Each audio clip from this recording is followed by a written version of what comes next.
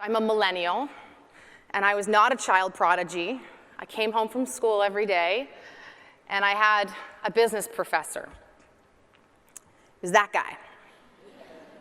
Mr. Burns, who led a nuclear plant, taught me that leading a business is all about hierarchy. It's all about sitting in the corner office. It's all about hoarding information. And it's all about fear. Disobey me, and I release the dogs, right? This was my framework for what business was like.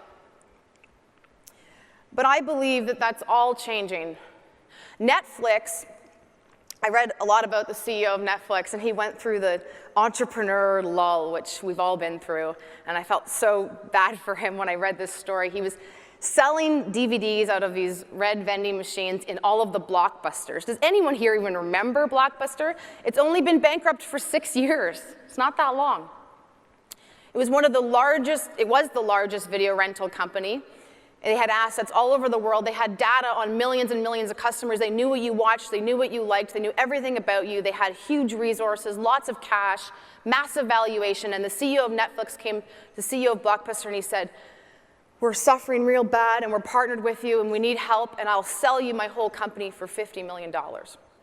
And the CEO of Blockbuster said, "This will never change."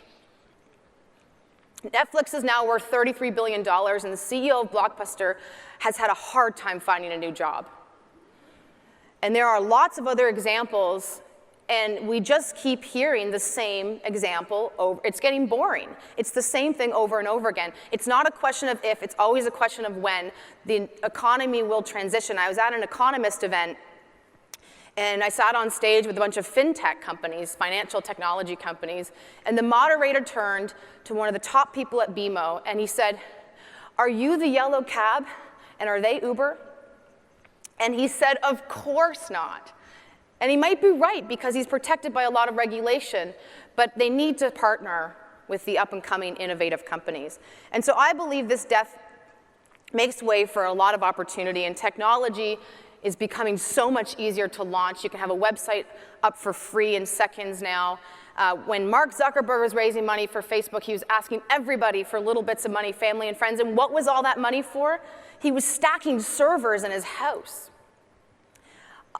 I just use Amazon cloud services for pennies. So it's becoming easier, cheaper, and way faster to launch technology. And technology is allowing us to access markets easier, cheaper, and faster.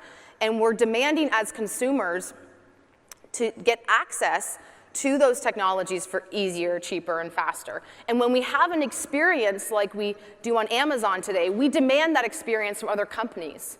And so our experience in that one application will require the same experience in other sectors, because we'll just start to demand it.